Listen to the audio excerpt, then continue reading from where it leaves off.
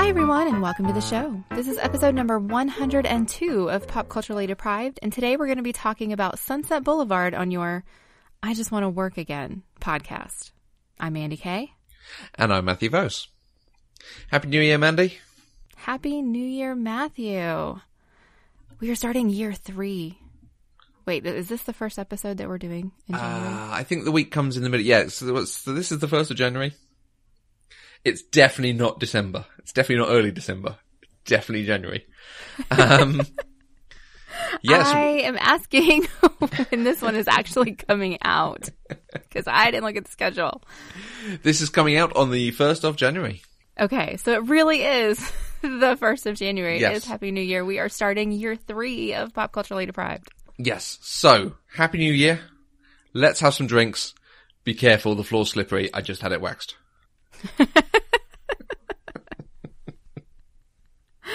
Oh, Matthew, I love you. This floor used to be wood, but I had it changed. Valentino said there's nothing like tiles. Exactly. I mean, it was a pretty great floor, you have to admit. Yeah, so that was, for me, the reason for picking this film. I basically pulled up a list of what films have interesting New Year's sequences on it. Oh, okay. And this was on the list, alongside Doctor Who and The Apartment, I think. That's right. You did tell me that whenever you suggested this one. I completely forgot that when I was watching it. There is method here. So, I will completely admit this is my pick to have a film on. I watched this as part of my 2018 Watch 365 films, because I was also trying to watch Oscar winners, significant films, classic films that I'd missed. So this was one of them. And this was one that I watched, and I was just absorbed by in watching it. This is a truly wonderful film for me. It took me by surprise just how good I found it and enjoyed it. But I knew it was not necessarily one you would jump at, so I think I insisted a little bit. A little. A little. How come you haven't watched Sunset Boulevard then? I hate black and white movies, okay? I mean, we've alluded to that this whole past 2 years, but I don't think I've ever actually said it.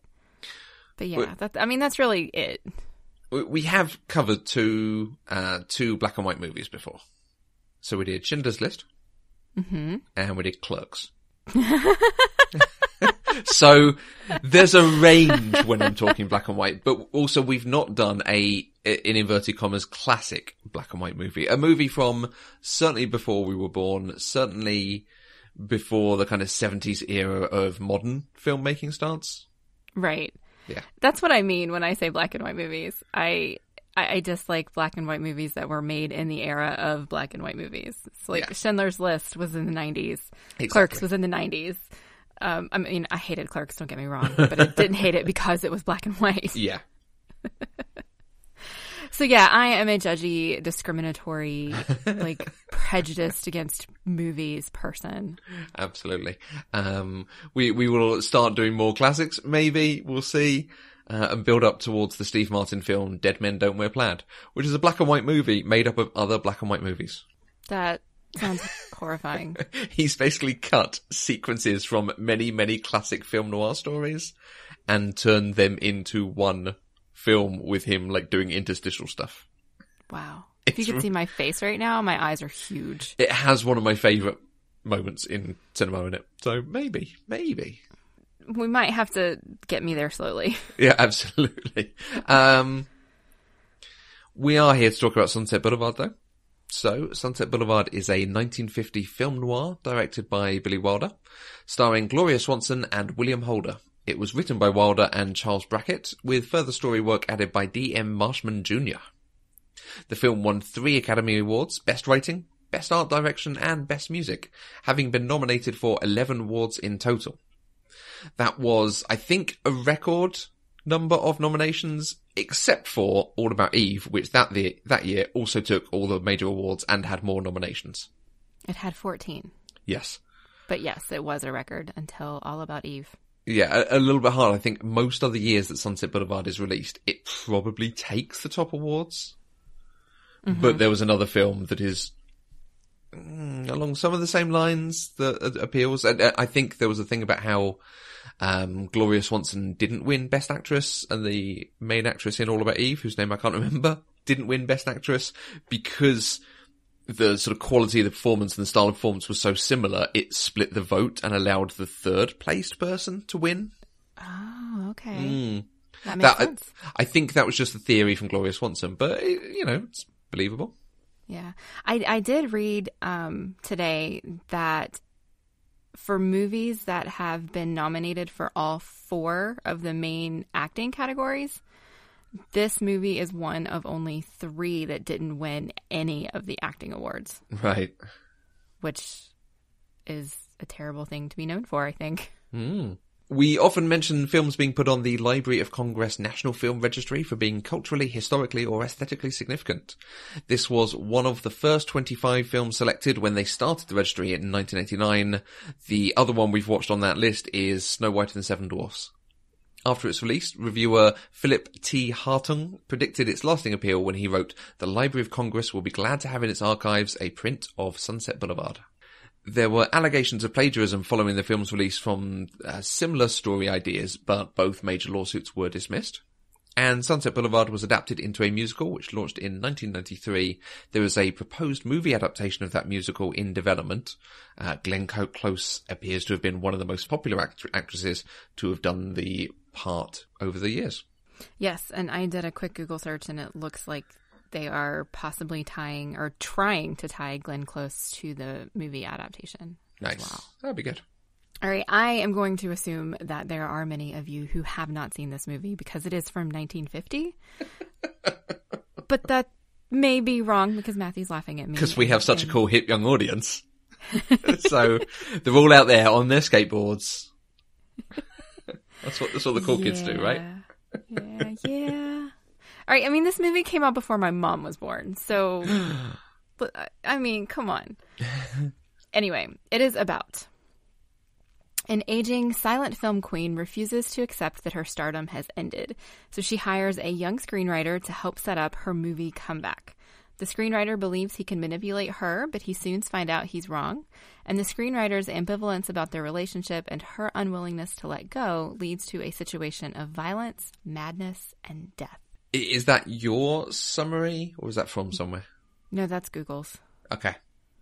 IMDb's was terrible. It was just like one line. I don't even remember what it was, but it did not like cover any part of the movie, I think, except for an aging silent film star wants to make a comeback or something like that. Okay.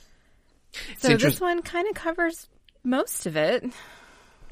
Yeah, it's interesting. It puts the agency or the priority of the story onto Norma, whereas the story is Joe's story. It is about a writer about to leave Hollywood, finds an aging film star and decides to take advantage of her. But you can't help but argue she steals this film as soon as she comes in. Oh, she absolutely does. Yeah, this is her film. She is a force to be reckoned with. Yeah. Okay. How were you able to watch the film? Where is it available around there? I had to rent it on Amazon, but it is actually available digitally. Nice. Has been meticulously restored, so says Amazon. Okay. Over here, it's available on Sky Cinema. I didn't see it on any of the other services, sadly. Of course it's on Sky Cinema. Everything is on Sky Cinema. Yeah. They've done pretty well. But they have, of the 400 and something films I watched last year, they were almost half. I think at least a third was Sky Cinema. I mean, and a lot of that was not very good stuff, because I was like, oh, there's a new film, let's watch that, because it's got Aubrey Plaza in it. Oh, right, okay. That kind of thing. So, you know, I've also learned not to really trust the blurbs they write, because they're really good at writing blurbs. Okay. The film choices are not always that good. Okay. I got you. Sunset Boulevard, directed by Billy Wilder, starring Gloria Swanson. What is your experience of Wilder and Swanson? Billy Wilder, I looked at his filmography and I recognized the names of some of the films he's been involved in, but I've not seen any of them. He directed several Marilyn Monroe films, and I've never actually seen a Marilyn Monroe movie. Okay. Have I admitted that on this podcast before? I mean, 100 and something episodes, probably. Probably, yeah.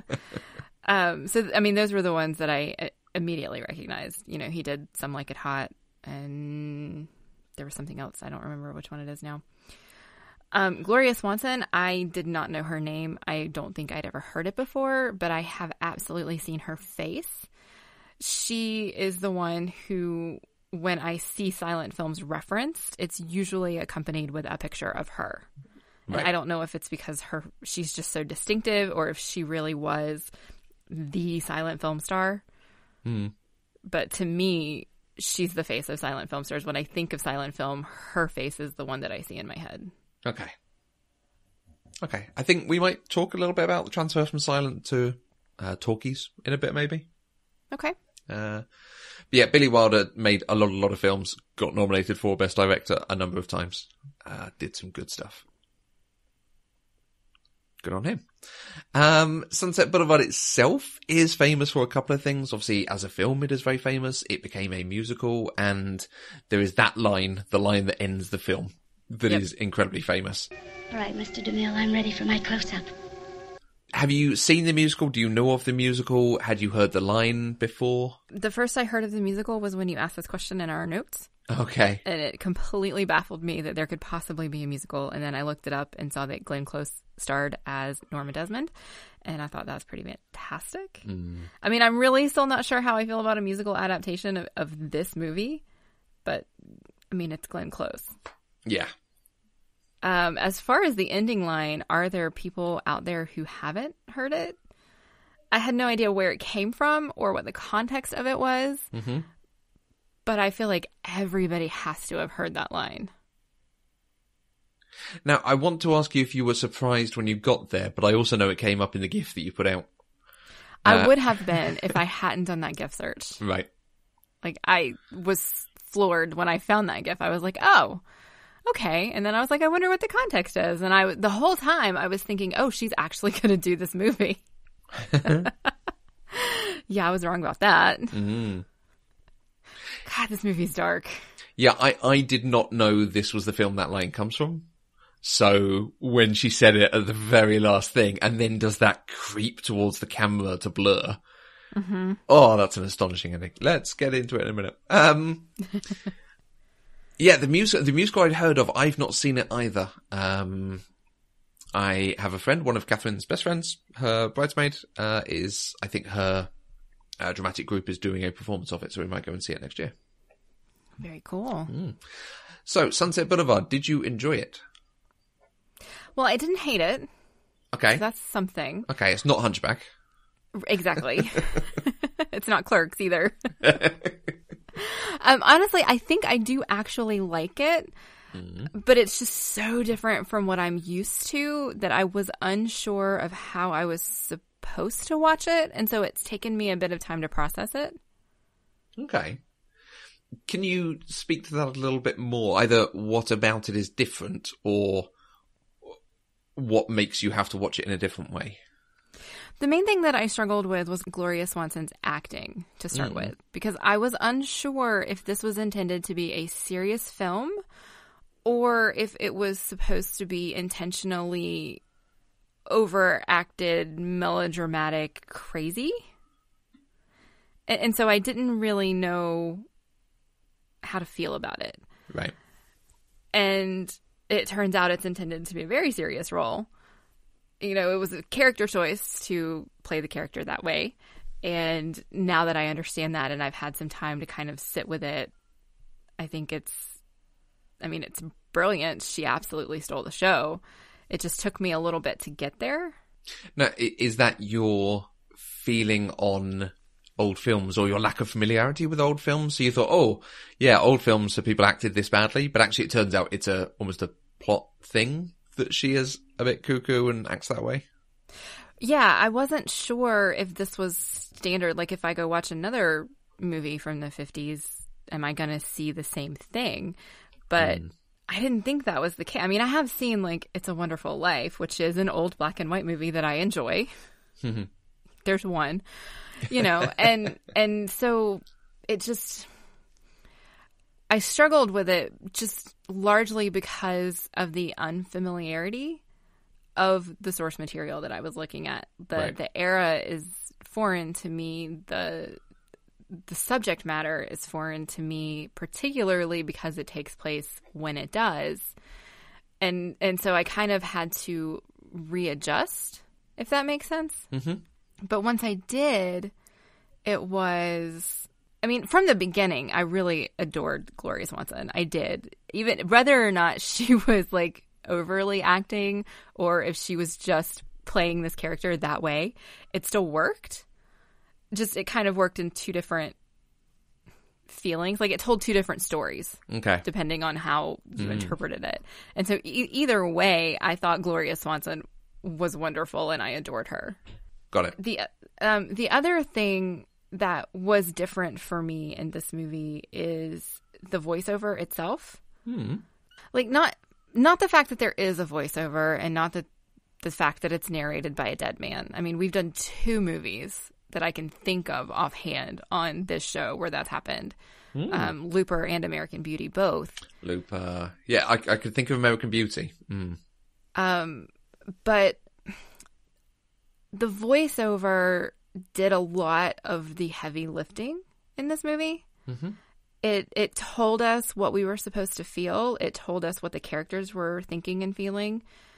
There was a lot of voiceover while Joe was just walking down the street or while Norma was on the screen. And so the movie itself didn't tell its own story. The voiceover did. And that, I don't know if that's a storytelling style from the period of this movie or if that's something unique to this movie, but it's very different from how we see storytelling today. Right. So you'd expect to see a bit more about even him walking, his interactions with people, or something happening that shows, okay, he's a bit down and out, he's being harassed, he's not going anywhere, he's thinking about moving home. Right. I wish I had written down some of the lines that really made me think, I wish I was seeing this instead of hearing it. Right. But they were, a lot of it was mundane, just, I don't know, like when he was talking about when he was going to the New Year's party and he's standing in the rain hitchhiking and we're getting this whole voiceover about what he's thinking and feeling. And I'm like, they could have done that differently, I think.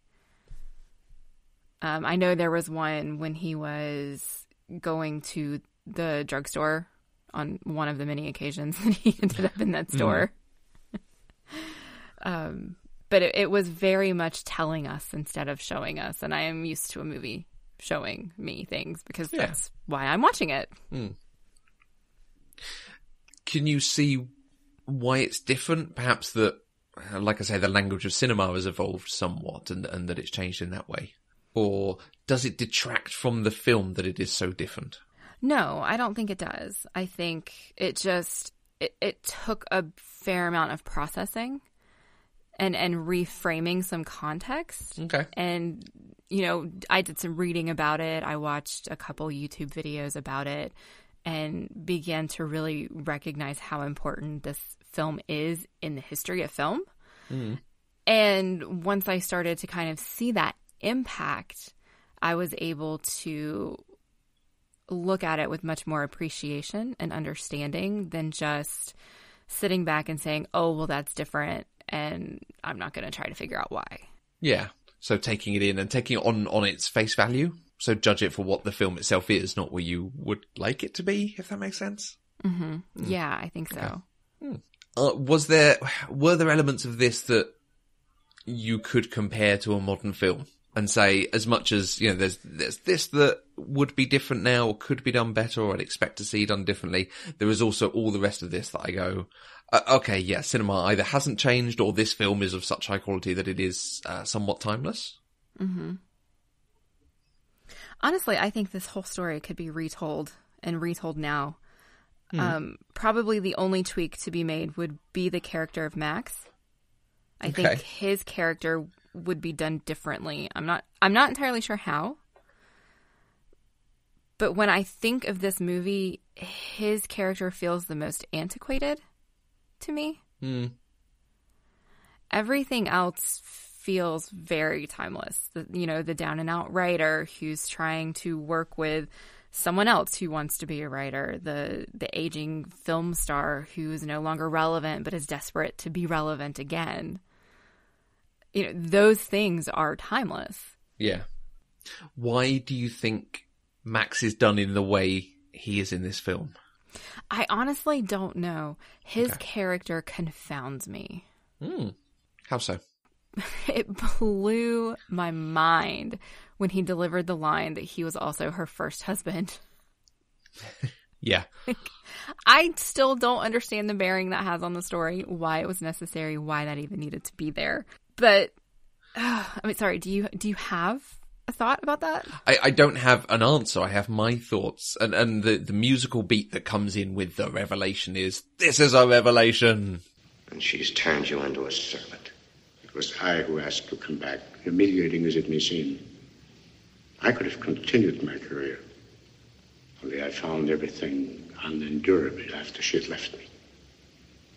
You see, I was her first husband.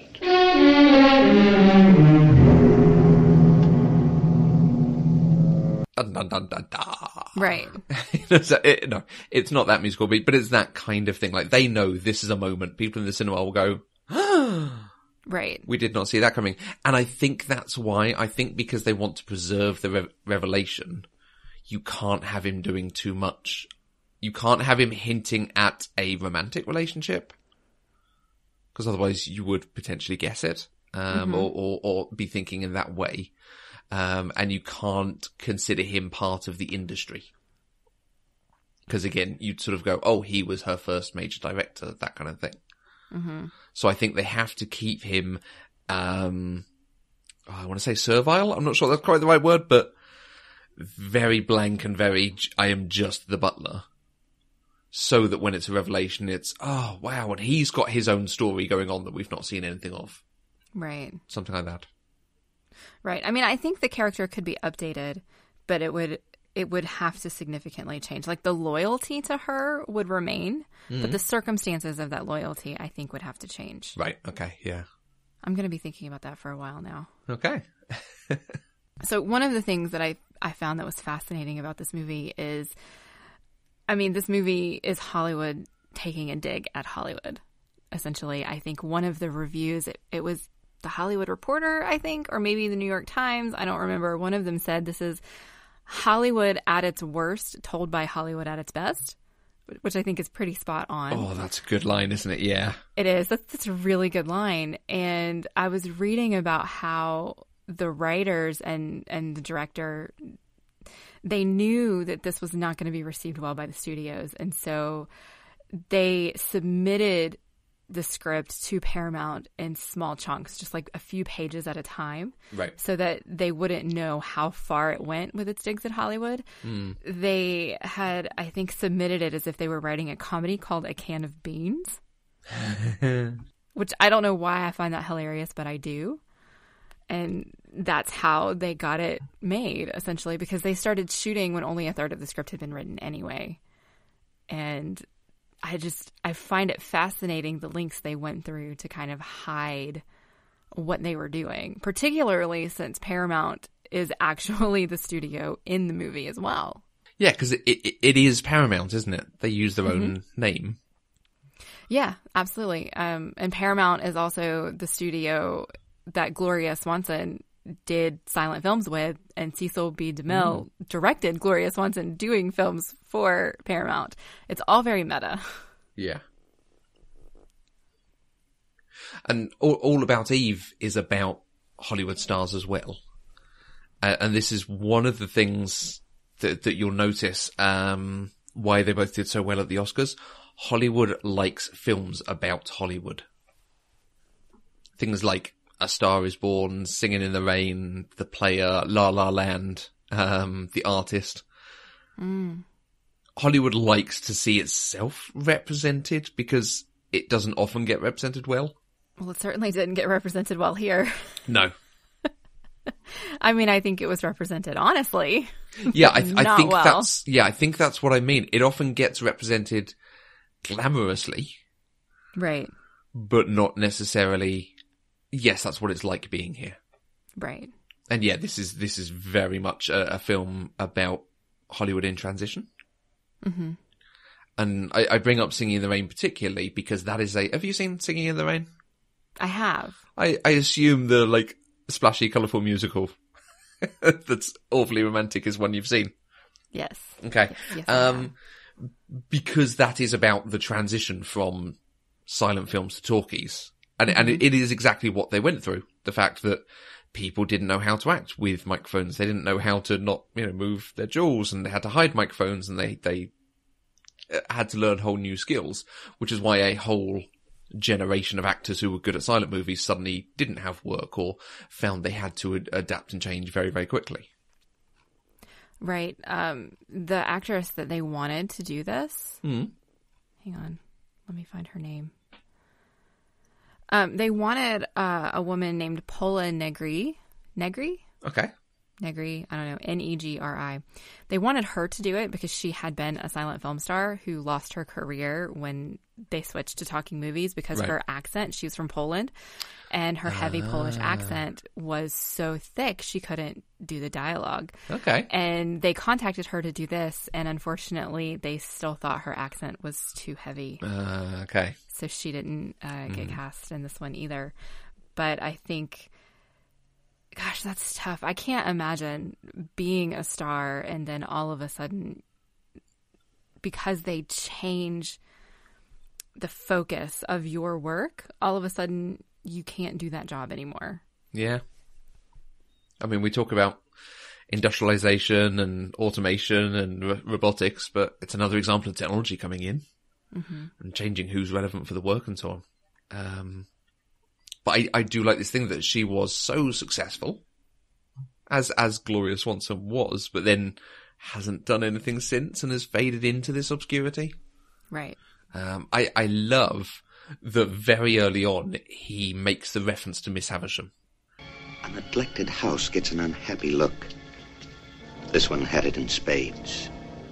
It was like that old woman in Great Expectations, that Miss Havisham in her rotting wedding dress and her torn veil, taking it out on the world because she'd been given the go-by. I love when a film, or any story of this sort of thing, is paying homage to something and references it as well. Like, you are much better off making the reference, because otherwise it just seems like you're stealing. Whereas if you say, oh, it's like this thing, it's a quick way to understand it, in the same way we use quotes and references to things to each other. Right. And it sort of adds a layer of sheen of, oh, they know their stuff. And it is beautiful when he drives up to the house, and the house is, it looks bad. Even in the black and white, it looks like something out of the Addams Family. It's got that kind of vibe to it. Yeah, it definitely, looked abandoned and falling apart. I think one of my notes was the inside of that house has been kept up so much better than the outside. And it opens, the sort of main opening shot. It opens with the Paramount Pictures logo fading onto a painted curb that says Sunset Boulevard. Which is a nice way to do the intro, the title. And then you get the opening credits, which I will say, I do love films that have opening credits. One of the things I found last year is I love when films get to have a couple of minutes at the beginning where you've got the credits going. And quite often they also use it as an opportunity to sort of set the scene, introduce characters, show something going on, set the vibe of what the film's going to be. I feel it's something we miss these days by having to have the title and then you're into the film. Right. I like that kind of scene setting thing. But it opens with that, and then it goes to the swimming pool. And the police arriving and the poor schmuck who's in the pool. And that opening shot is so weird of him face down in the swimming pool, and it's ostensibly looking up, and you can see him and you can see the police past him looking in.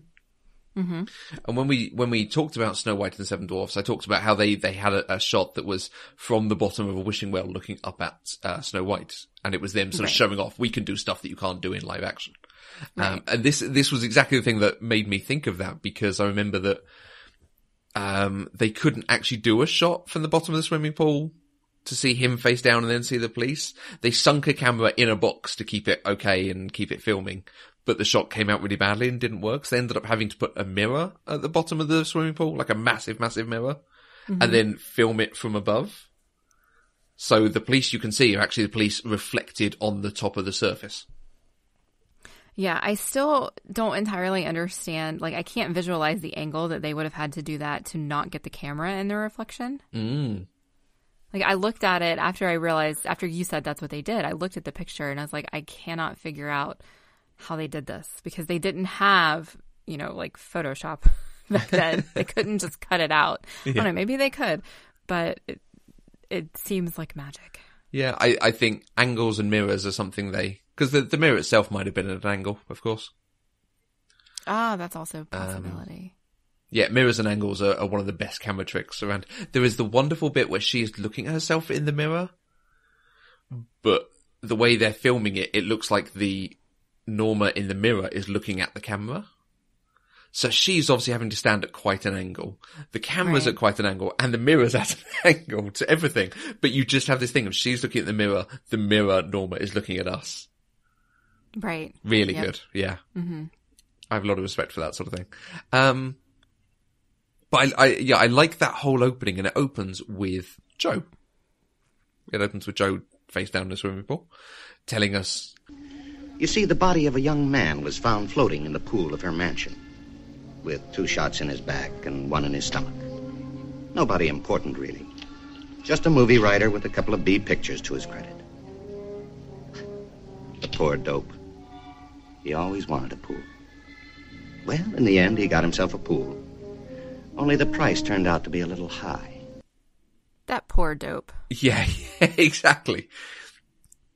It's not clear it's him, is it? No, I didn't know it was him until the end. Because the shot that they give you of his face at the beginning is, 1, it's very quick, and 2, he's floating in water, and so his facial expression is not the same as when you see, like, Joe standing there. And his hair's all wavy and Right. I honestly did not realize the entire movie that this was being narrated by a dead man and he was the one telling the story. I was trying to figure out who it was. I was like, is that somehow Artie? I was like, that's the only other young person we've seen who this could possibly be. And then it was Joe. And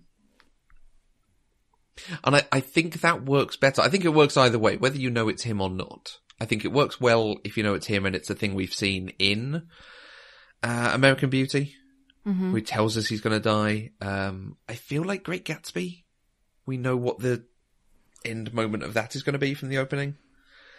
And I think if you know, it's interesting because you know what's coming. And if you don't know, it's an even better surprise. Right. That he's narrating it as well, because that's definitely not a standard cinematic thing, like you say. And then we cut into his life. And we have his misadventure with people trying to claim his car, him trying to get some money, and eventually getting to the house.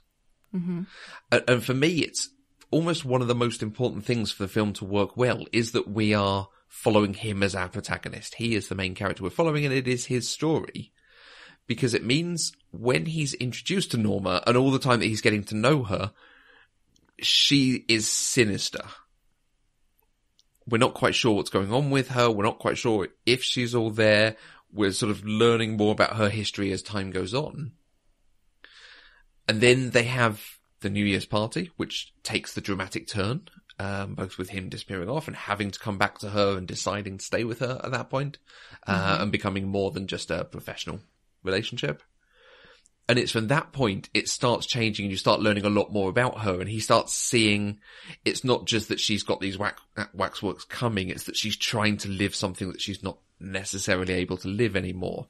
And then you finally go to Paramount Pictures and suddenly you go, wow, they do not treat her well, and things are really bad in this situation. Right. And by the very end of it, for me, and this is the thing that really sells the film, she has gone from being this strange, sinister character to incredibly sympathetic and very sad. Like the whole thing with the film is all through her life, men in particular have mistreated her. They have taken advantage of her looks, of her acting.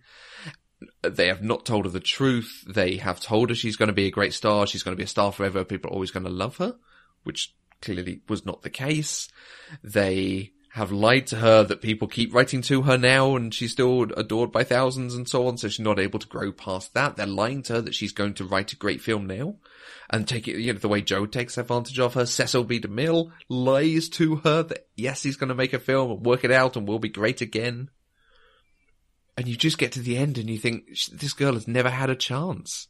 And the whole thing is just to go, to see a character go from starting off, just the way she holds her mouth slightly open and does that, the gesticulation every time she talks, because she's a silent actress, she talks with, her physicality. And then to go to the end where she's still doing all that and you just think, she could have been so much more and she's never been allowed to get past what they made her and then discarded her as. Mm-hmm. Okay, so 2 things from all of that. They're unrelated. Okay. The shorter one is, it didn't occur to me until you just said that her physicality was a result of her being a silent film star. I had noticed the way she used her hands a lot. They were almost creepy. They were very claw-like a lot. And it didn't occur to me that she was doing it because she's accustomed to finding meaning in movement rather than words. So that's an interesting way to look at that. That's the way I take that, to be honest. I don't know that that's why she acted that way, but... Yeah, no, it makes perfect sense, though. The second one is I found your use of the word sinister interesting because I would never have said sinister. Okay. But then I thought about my notes watching this movie and I realized how much of it I thought felt very stalkery. I think I used kidnapish at one point. Like it felt like she was essentially kidnapping Joe. And so maybe sinister is the right word, but I'm having a hard time. And maybe at this point it's just because I've watched the whole movie, finding the word for her to be sinister. Because, honestly, this movie is so sad. It's very dark and it is very sad. Her entire life is just sad. It's desperate. I think one of the lines that we got in Joe's voiceover was whenever she suspected he was getting bored, she would put on live shows for him. Yeah. And that's when we cut to her dancing on a table. It's just so sad. She is essentially degrading herself because she thinks that's what she needs to do to keep somebody's attention in her life because she wants so desperately to matter. And this entire movie is about her quest to matter. Yeah, that is a lovely way to put it. To the point that it breaks her. Like she has a full and complete mental break at the end of this movie. And it just hurts. It hurts my heart. Like I actually really want to know what happened after the end. I mean, the last shot of this movie is beautiful. It's fantastic. The fade out of her walking towards the camera. It is a wonderful way to end the movie. But I want to know what happened to her. Was she institutionalized? Was she put in prison for murdering Joe? Like, how did this play out in her life?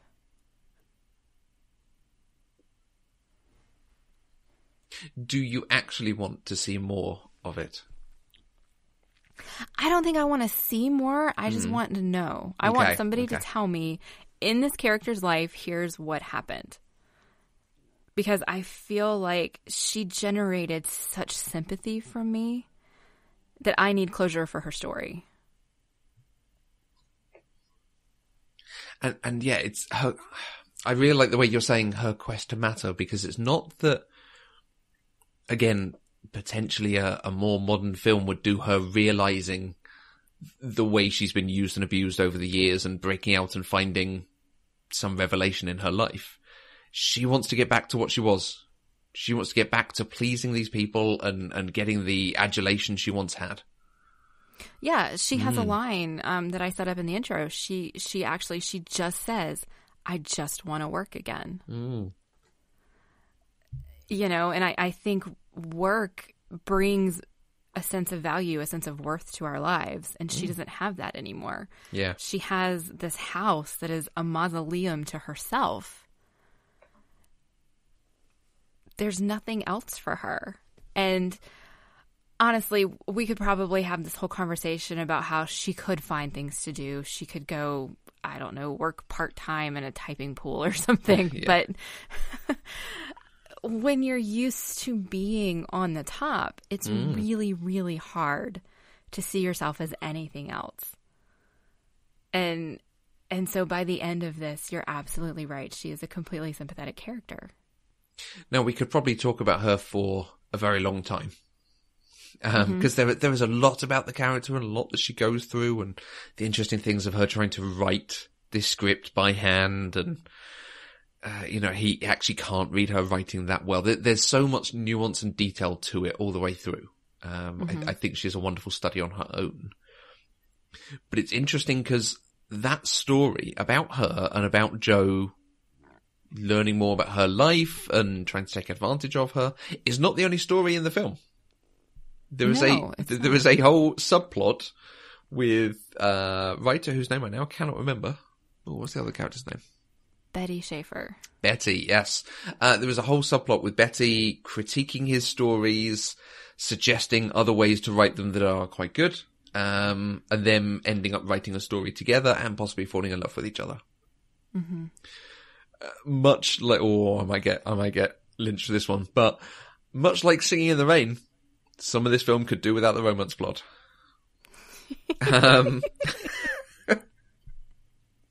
When it focuses on the actual business of it, I really enjoy it. But I say that about Mad Men and things as well. When they focus on the advertising stuff, it's really interesting. But I think Betty's really interesting because when you finally find out her story, she did seek some of that adulation and appearance on screen, and it wasn't going to happen for her, so she's found something else that appears to be fulfilling her, and she sort of understands her limitations and is working within them. She understands, or thinks she understands, she couldn't write something on her own, but Jo is a good writer when he actually applies himself, so perhaps he could help her. Right. Now, I really like the meet cute. I will say, I love the way she comes in and just starts tearing apart this story that he's written. I love that it shows her competence and her attitude to her work. I'm not going to mince words. I'm just going to tell you this thing and we're just going to get on with it. I love her. I mean, the way she deals with it and says, I'm Betty Schaefer, and I really wish a hole would open up beneath me now. Mm-hmm. It's all very, very good. Yeah, she's very confident in her ability and her opinions. And I think God, the contrast between Betty and Norma is just astonishing. Yeah. I mean, not even the age difference, just watching how these two women carry themselves. And Norma carries herself with an air of confidence, but it's completely fake, which we see in the way that she dresses and the photographs that she has all over her house. And this constant reminder to herself that she is important to the world. Mm-hmm. And then we get Betty, who is this just young woman who is living her own life on her own terms, and she is okay with that. Yeah.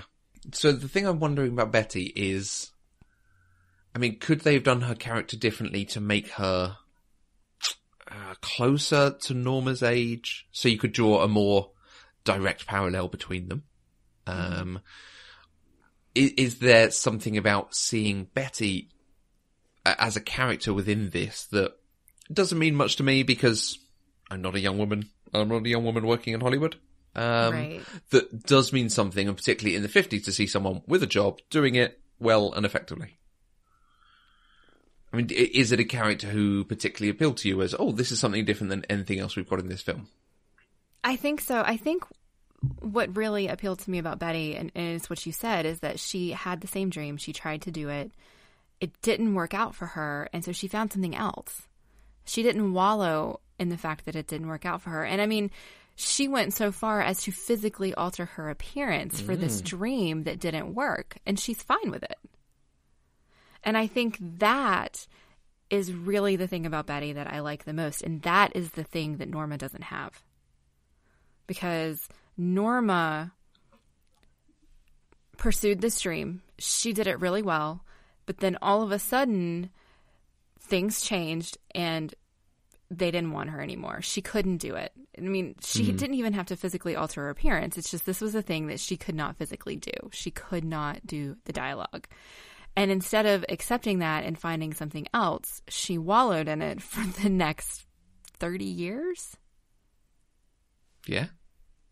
And Betty just said, okay, cool. They didn't actually like my acting, even though they loved my new nose. So I'm going to do something else. And I'm still going to find it to do in the movie business because I love the movie business. And then she found something that she's really good at. Yeah. Is that the thing that, again, a more modern film would take the opportunity to do? They're both writers, but one is actually quite a good writer and does herself down. One is not a very good writer and has written 1,600 pages. And perhaps even then do parallels the other way of one is forging her own way in becoming a writer and working in Hollywood, but is also going through the motions of find a man, get engaged, get married. The sort of societal expectations of her. Yeah, I think that if we did a modern update of this, Betty wouldn't even need to have a relationship. Yeah. Although, well, I don't know. The best version of this story, of the 1950s version of this story, would have been absolutely, like you said, no romance subplot between Joe and Betty. I was so disappointed in that. Yeah. Because she was engaged. You know, she had a boyfriend and then she was engaged, and to his friend. That should have been it. Exactly, to his friend. He knew from the moment he met her, and yet he still hit on her at that party. You know, and so the whole time, like, you can read through my notes, I'm like, don't do this. You guys are going to get in trouble. He is your friend's girl. Do not do this. And it would have been so much better if they had kept it professional writing relationship. And that's why I think that in, I don't know, if in a more modern retelling, she wouldn't need to be engaged. Obviously, that's not a societal norm. She doesn't need that to be successful. But at the same time, that would be the thing that would keep her from having a romance with the other person. I don't know. Why does romance have to be in everything? Well, yes, yeah.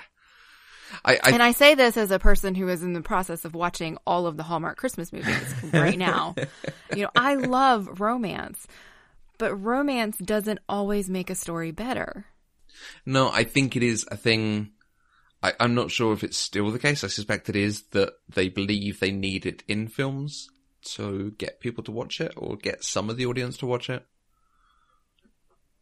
Maybe. Don't know. It really just muddied the waters. Yeah. It forces you to, and perhaps it's certainly what they used to do, it forces you to add 20 minutes to your plot. Because you have to have this, you have to have the meet cute, you have to have bits of dialogue and then a falling out and a reconciliation at the end. Right.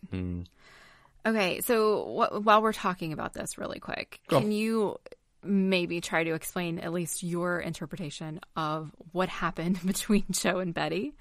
Because at first I thought, wow, he's actually choosing money over this woman he's in love with. But then after he sent Betty away, he decides to leave Norma. So he didn't choose money over love, but he didn't choose love either. So what is happening here? What am I missing? I don't know. I don't have an answer for you. I like it as a resolution. I like it that no one ends up happy, because this is not a film where anyone should particularly end up happy. Like you say, it's very dark, it's very sad. It is the best possible ending for Betty. Yeah. I do believe that, honestly. It just felt strange because they've built up this romance. They've told each other they love each other.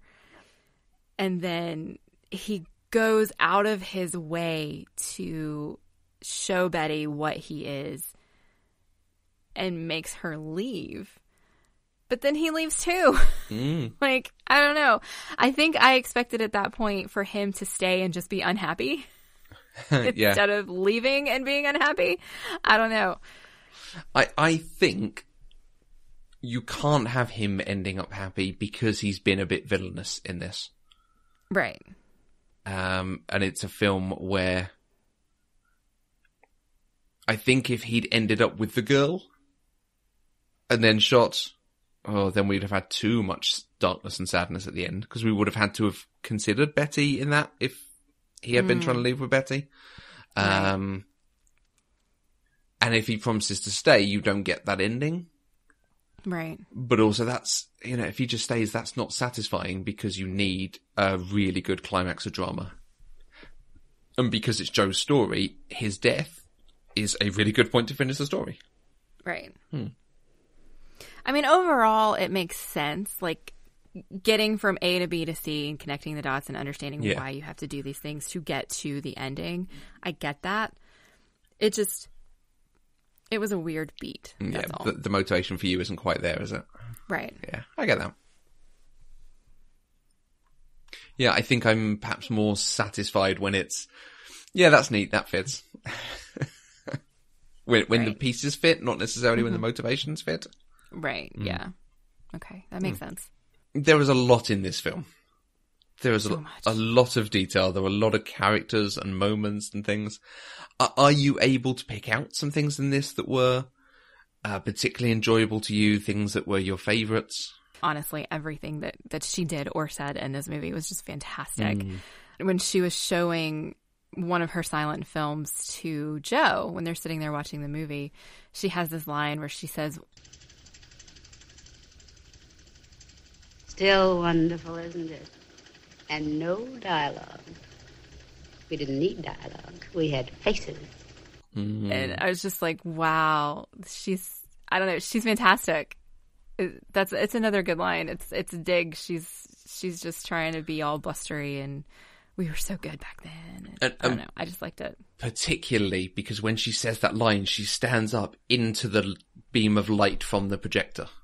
Oh, did she? I didn't remember it's that. like she's being filmed or she's on stage performing that as well. It's and that's the sort of detail that I don't expect from an older film, because it is not always there. Right. In the same way, a lot of films, people have grown up watching so many films and with access to lots of information and knowledge about doing these things, because the knowledge is passed on. This is the development of some of these things. Someone sees that and goes, I could make a whole film out of that. And then eventually Robert Altman makes The Player and other films about films. If you say so. So I think my absolute favorite line that Gloria Swanson delivered in this movie is probably the best bit of dialogue in the entire movie. It's right after she met Joe, and he's getting ready to walk out, and he turns around and looks at her and is like, wait a minute, I know you. Didn't you used to be big? And she just stands up straight, and she gets the most condescending look on her face, and she says, I am big. It's the pictures that got small. And that line is the first line that made me sit up and say, wow, this movie really is something. Yeah. Like, just the way she delivered it, the line by itself is amazing. And I mean, and that comes pretty early on in the movie, because that's in their introductory scene. And from there to the end, I had realized, okay, this is something special. It's different than anything I've ever seen, but this is definitely something I should be paying attention to. It was fantastic. And it's the sort of thing in that one line, like you say, the delivery and the performance of it, as well as the writing of it, it tells you so much about this character. Oh, absolutely. There is another page somewhere that got taken out of the script, because we've done it there. Right. Yeah. You already mentioned this one, but Betty had a line when she first meets Joe, because she had just walked in not realizing Joe's standing there, and tells Mr. Sheldrake, don't worry about this. This is terrible. It's trite, derivative, blah, blah, blah, whatever she says. And then she realizes Joe is standing there. The name is Schaefer. Betty Schaefer. Right now, I wish I could crawl in a hole and pull it in after me. And I don't think I've ever heard it quoted exactly like that or said exactly like that. And I mean, you can crawl into a hole out of embarrassment, but wanting to pull the hole in with you, you know, that's just like a whole other level. Yeah, it's terrific. This is, again, the sort of line a writer would use. Yeah, it was great. And in that same scene, we got that Gone with the Wind joke that I thought was hilarious. Mm-hmm. It was basically, they were talking about movies that had gotten passed on, and or movies, she was listing reasons why not to do his movie or whatever, and he said, oh, I guess you passed on Gone with the Wind too. And Mr. Sheldrake goes, no, that was me. I said, who wants to see a Civil War picture? It's like, oh, that's great. Because he just has this look on his face of utter, like, shame. Yeah. I have gushed about Gloria Swanson a lot, so what is it about this movie that you really like? I know you said it was probably one of the best movies that you watched this year. Oh, yeah, it was one of my 10 out of 10 films, easily. Okay. Of which there were not huge numbers, because, and certainly not huge numbers of new films I hadn't seen that were 10 out of 10, because, you know, if I think I'm going to love a film, I'm going to see a film. You know, right. It's a curated list after all. She has a lot of dialogue that's very, very good. And in that scene as well, where she's sort of debating and denouncing cinema as it is now. And she has this whole long... No, it's not a diatribe. It's just her spitting venom at them. and talking about Hollywood and cinema. And she says... Writing words, more words. Well, you've made a rope of words and strangled this business. But there's a microphone right there to catch the last gurgles. And Technicolor to photograph the red swollen tongue. So dramatic. It's like, it's wonderful. And it's the sort of thing you can imagine her sitting there and thinking up sometime and practicing so that at some time she gets to tell someone from Hollywood what she really thinks of them. Yeah, she'd been holding on to that one for a little while. Yeah. But not just... her performance and her words are terrific. Her style is as well. Oh, absolutely. You know, she's trying to keep up this look of the glamour queen that she has once had, but when she's lounging on the poolside, she has this great hat, these wonderful glasses, and this sort of long black wrap that starts black around the torso and then becomes this leopard print skirt that also has leopard print trim at the top. Mm-hmm. And I think it was only because I noticed that when they finally go to the studio in her car, the interior of the car is leopard print as well. Yeah, it was. It's just sublime. It is just what's the most magnificent thing you could do at the time. Great. Leopard print. Yeah. Yep. And there was one small thing that I thought was me discovering a reference in another film that film was making to this. But it turns out this film is making a reference that other film is referencing. So, have you ever seen AI, Artificial Intelligence? I think so. Did that have... Jude Law? Jude Law and Haley Joel Osment? Yeah. So, sadly, I'm going to have to talk about Jude Law. But Jude Law's character is called Joe, Gigolo Joe. And which might itself be a reference. Oh, I hadn't even thought that. Wow. Gigolo Joe could be a reference to this film. Anyway. When he meets people that he knows, they go, hey, Joe, what do you know? Hey, Joe, what do you know?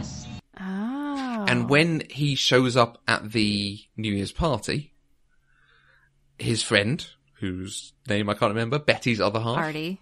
Okay, thank you. Joe says, well, what do you know, Joe? Well, what do you know, Joe Gillis? And I was like, oh, well, this must be where AI gets it from. Right. But it turns out there's a 20s jazz song that has the line, what do you know, Joe? Oh, what you know, Joe? I don't know nothing. As the chorus. Oh, okay. Lots of references. Yeah, so you just discover this stuff. But in saying all that to you, I'm like, is Gigolo Joe a reference to Joe in this film? Maybe. I need to look that up. I have no idea. But it was hard to choose just a few things because everything about this is great. The production of it, the quality of some of the writing, the performances in it, just the story as a whole is so well done. And even despite that romance, the plot that I don't think is necessary in it, it doesn't detract enough. Where in Singing in the Rain, I felt they took a lot of time to deal with the romance stuff, which didn't need to be there. This, it did not detract too much. because it's integrated into him writing and having a, in inverted commas, job on the side, to what he's doing with Norma. Right. And then there's that ending, of course, isn't there? Where, like he makes a reference earlier about the waxworks coming over, and at the end, when she thinks she's being shot, and everyone goes absolutely still, like she's in some sort of museum or waxwork mannequins around her. Right. Oh, it's terrific. Yeah. Her descent down those stairs was pretty spectacular. Oh, yeah. It was a great entrance. Yeah. Something that you said a few minutes ago just reminded me that I wanted to talk about another very meta thing that was in this movie. The silent film that she shows Joe, that, of course, in the context of the movie was one of Norma's movies. It's a Gloria Swanson film called Queen Kelly. Okay. And that was directed by Eric von... how do you say his last name? Stroheim? Guy who played Max? Oh, Eric von... Yeah, Stroheim. Queen Kelly, an earlier film of Gloria Swanson's that was actually directed by Eric von Stroheim. Stroheim, however you say his name, I don't know. And this was the first time that movie had been seen in the States. Oh, really? It was in Sunset Boulevard, yes. There was a lot of controversy surrounding the movie. It looks like Gloria Swanson walked off the set at some point. The guy who directed it actually didn't finish directing it. They had some kind of conflict. And so it never actually got released in the States. And so this was the first viewing of it ever. And I think it's fantastic. It's so meta. That's nice. And I like it when things are meta. Yeah, there is so much in this that I think, obviously, we can watch it now and appreciate the timeless nature of it, the quality of the story, the great performances. But imagine watching it at the time and going, oh, hey, it's that director. Oh, hey, it's Buster Keaton. Oh, hey, it's Cecil B. DeMille. Right. Oh, the director who is playing Max is actually the director who directed her in films. And just knowing that. Right. Wonderful. Yeah. Apparently, the guy who played Max hated the fact that he did it, and for the rest of his life referred to it as that goddamn butler role. Oh, really? Just another trivia tidbit there for you. Oh, no, you get a great part like that in a film like this. I thought it was a pretty great part, honestly. All right. Is there anything else that we need to discuss about Sunset Boulevard? Okay, so we've talked a lot about what would they change if this was made in a more modern way. But let's take that further. If you were going to remake this now, and to put this in context, the age that Gloria Swanson was when she made this film is the same age that Julia Roberts is now, and slightly younger than Sandra Bullock is now. That's so depressing. The character was 50, which is also very depressing. Yeah, the character was the same age as Gloria Swanson. Okay. There was a whole interesting thing about how they started the film aging her up to make her look older, to make the age difference between her and Joe more pronounced. But she said, no, Norma will look like me. She is a woman of wealth who has looked after herself. So if you make me look old, it's not going to be real. You need to age him down. So they started doing stuff to make him look younger. Yeah. Which is great, and more power to her for all of that. And I think it doesn't necessarily translate in the same way now. But if they were going to do this, if we were going to find a star from the 70s, 80s, 90s who has been out of the limelight, who maybe rails against CG, motion capture, and animated films dominating, and it's not the sort of thing they want to do, is there an actress that we could put in and expect to play this part with this same sort of commitment? I don't pay enough attention to celebrity news to know who might be avoiding movies on principle because they're different now. So that is not part of my selection. My first thought was just actresses who I know used to be very, very big. They were in blockbusters every year and just haven't been seen much recently. And I went to Daryl Hannah.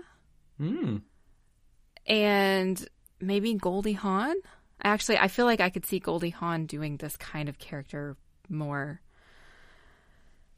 just because I feel like, I don't know, I feel like Goldie Hawn just has the stigma of glamour about her. Yeah. If that makes sense. Yeah. And you need that for this specific type of character. Mm. But then I started thinking, just because things are so much different now, and like you said, this character is the same age as Julia Roberts, you know, so we really need to go up into like this women who are in their 70s and 80s. And so then I'm thinking Jane Fonda. But Jane Fonda's still working wonderfully. Yeah. In some ways, is this speaking to how it is? You know, it's not a great industry from everything you hear, but it is a different industry now. The fact that, you know, Sandra Bullock can lead a film still, it's not as it once was that you only had women working when they're in their 20s and 30s. Yeah. I think you're not going to get Sandra Bullock playing the love interest as often anymore. No. You know, you're going to get the younger ones. I think even Scarlett Johansson has complained about that she gets passed over now because she's not young enough to be the love interest. But movies have changed enough that these women can still lead. You know, we've recently had Ocean's 8. We've had, you know, Scarlett Johansson hasn't had her own movie yet, but, you know, she's Black Widow. You know, we've got Jane Fonda in Grace and Frankie. I know there are other movies. I can't think of them. Like, I know Helen Mirren is still leading movies. But they're never really love interest anymore, which is a whole other fight that we need to get to. But I think we could significantly age up the character for a remake now. Yeah, is it the difference that what was 50 in the 50s might now be, like you say, a 60s or 70s? Because it's not like it's a Maggie Smith or, you know, Driving Miss Daisy, Jessica Tandy type age. Right. Yeah, I'll have to think about that. I had a chat to Catherine about this. We came up with two, which may not be any decent at all. One was Pamela Anderson. Okay. Which could be interesting, except for all the baggage that brings. Right. The other one was Sharon Stone. Okay. Yeah, Sharon Stone fits kind of in the same as like Goldie Hawn era-ish. I could see that. I was also thinking maybe Meg Ryan, because she was America's sweetheart and she's kind of disappeared. Yeah, that's a good shout. Because everyone else, I can think of films they've done recently. You know, in indie flicks or, you know, being the mum to, like Goldie Hawn was Amy Schumer's mum in a film recently. Right. She also had a cameo in, I don't know if Netflix in the UK got their original Christmas movie this year called The Christmas Chronicles. Yes, I've not watched it yet. Kurt Russell plays Santa. And I'm going to spoil this for you and for anybody else who hasn't seen it yet, but they reference Mrs. Claus throughout the entire movie. Okay. And at the very, very end, there's a cameo of Mrs. Claus coming in, and immediately I said, oh my God, that's going to be Goldie Hawn. And it was Goldie Hawn. Because didn't she and Kurt Russell do a film together, or several films? They're married. Are they? Okay, yeah. Well, yeah, then well, yes, they probably technically did. not married. They are partners, but have been for like 30 years, 20 years. Decades. So that's why. Okay. I did not know that. Yeah. It's pretty great. But now that I'm thinking about Goldie Hawn, I'm also thinking about Meryl Streep. Are you thinking Death Becomes Her? Yes. See, but yeah, Meryl Streep, when you look at films like Mamma Mia, you know, the mum role is now something that's actually allowed to be a big part of the film, and films about mothers and daughters or mothers and their children. Yeah. It's not always about the children anymore. Yeah. It's when you think about it, movies really have changed a lot. You know, and I know that there's still a fight to get equal billing with men, especially since when you just look at the timeline of film history, the balance is so heavy on the other side. But it has changed a lot for the better. And I think talking about a movie like Sunset Boulevard really makes that clear. Oh, I'll tell you, and this is obviously off conversations we had a few weeks ago.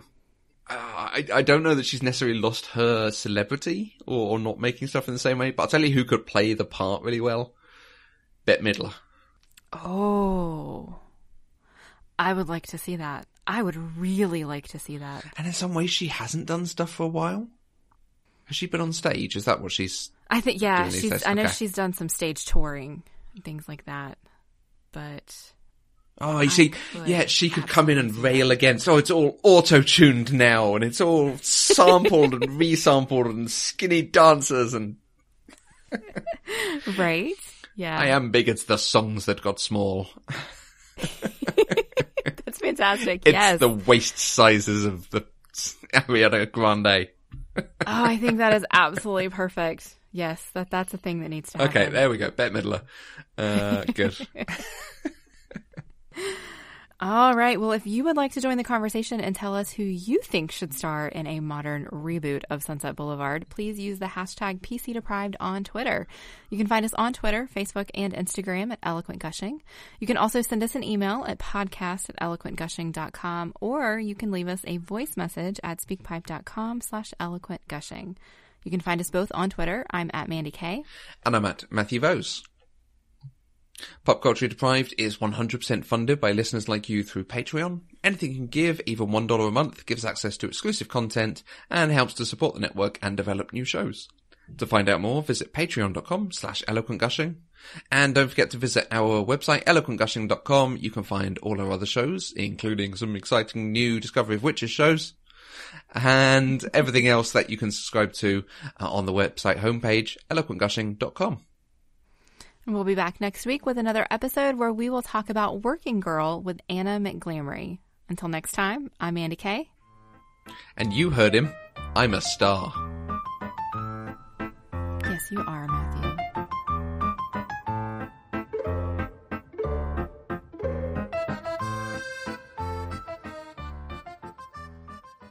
Pop Culturally Deprived is an Eloquent Gushing production. For more information, visit eloquentgushing.com or find us on Twitter at Eloquent Gushing.